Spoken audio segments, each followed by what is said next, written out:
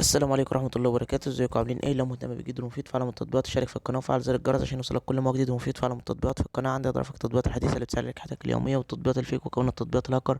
النهارده ان شاء الله معانا تطبيق جديد هو اسمه راين بيع وشراء البيتكوين. التطبيق ده مساحته 26 ميجا، حمله اكتر من 500 الف شخص. التطبيق ده تطبيق خاص بالعملات المشفرة او البيتكوين، اللي هي زي العملات المشفرة دي: البيتكوين، الاثيريوم، الدوش كوين، ال- اللارش، اكتر من عملة مشفرة على مستوى العالم.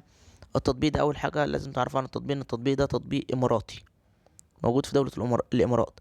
بتقدر تستخدم التطبيق ده في ان انت تتداول، تبيع، تشتري، تشيل العملات المشفرة او تخزن عليه العملات المشفرة بتاعتك الخاصة بيك، تحول العملات المشفرة بتاعتك لأي شخص او اي شخص يحولها لك. هي عبارة عن التطبيق عبارة عن محفظة للبيع والشراء والتخزين للعملات المشفرة، ولا أي عملة مشفرة أنت بتحتاجها أو أنت بتفضلها. وتقدر تتعامل من خلال التطبيق ده بأكتر من عملة، زي الدينار الكويتي، زي الريال السعودي، زي الدرهم الإماراتي، زي الريال القطري، زي الريال العماني، زي الليرة التركية. اكتر من عملة بتقدر تعمل بيها من خلال التطبيق ده.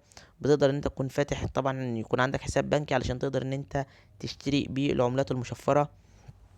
ولما بتحب برضو ان انت تبيع، بتقدر تبيع من خلال التطبيق وتقدر الفلوس تتحول لك للحساب بتاعك البنكي اللي انت رابطه بال المحفظة دي او رابطه بالتطبيق ده.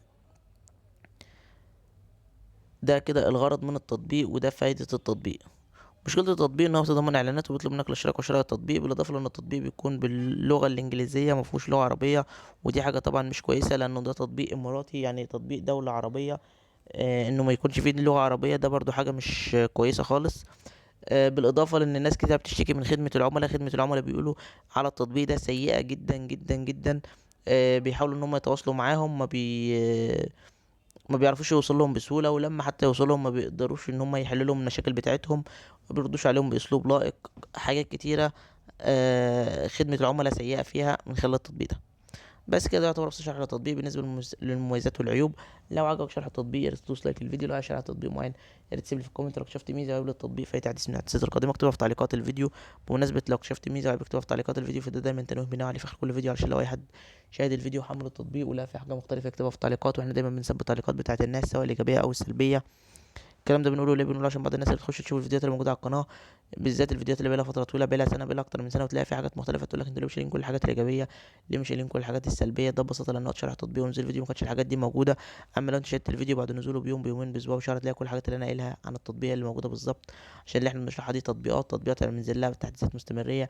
ممكن كل يومين، كل اسبوع، كل شهر ينزل التطبيق تحديث يغير من معالمه كلها. عشان كده دايما بنأكد وننوه ان لو حد لقى حاجه مختلفه يكتبها في التعليقات.